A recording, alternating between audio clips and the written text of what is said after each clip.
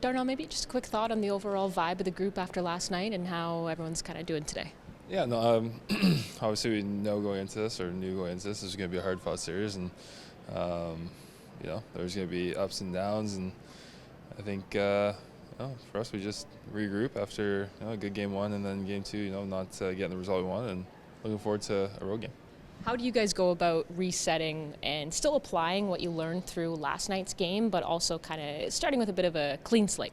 Yeah, I think that comes with the experience, that the playoffs bring. Every game is a new game, especially early in the series, and that's when you really want to take the emotions and not get too wrapped up in them and just play. Stuart was very quick to express how thankful he was for the experience that he had, as he usually is after a loss. What's it like for the rest of the team to know that that's where mentally Stuart's at? Yeah, I think he's such a great example of living in the moment and being someone who continues to learn and push. I think that's the biggest thing. He pushes us as a group to want to be at our best and play as well as we can in front of him, because he's always out there giving us 100%, and his perspective on things is always great. And just being able to come and today's a new day, and knowing that tomorrow's another huge opportunity to have a good game for us. Your thoughts on the Kings in game one said, man, we just played terrible and we lost and we weren't close to our best. You guys were a lot closer to your best in game two, and you lose on, that last goal was a pretty good break, a funny bounce.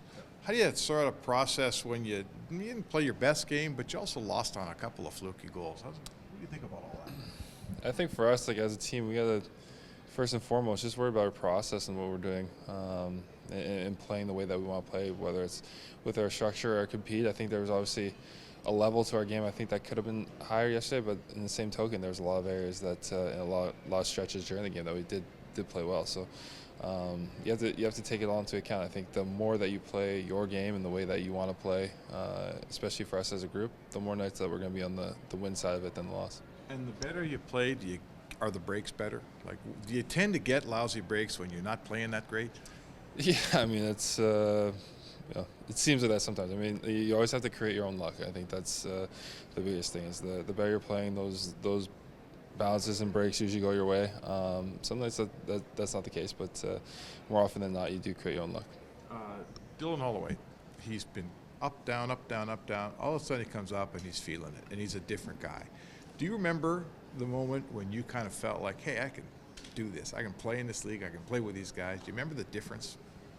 Yeah, I think it's just the confidence coming to the rink every day, knowing that you can make an impact in the games. You can see that with Dylan. Starts in practice and his approach to just being a good pro each and every day, whether he's stretching, working out, trying to dominate in every drill that he's in, and then it's translated to the games. And I think that's been his focus all year long. It's fun to see it happen here in the playoffs. Last one for me.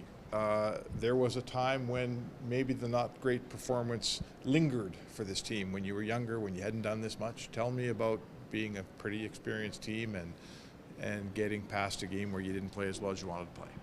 Yeah, it's just not getting wrapped up in the results and not getting wrapped up in one game. And this is the playoffs. That's the team that's able to grab a hold of it and stay even keeled throughout it is usually the teams that have the most success and play the longest. So that's what experience has shown us.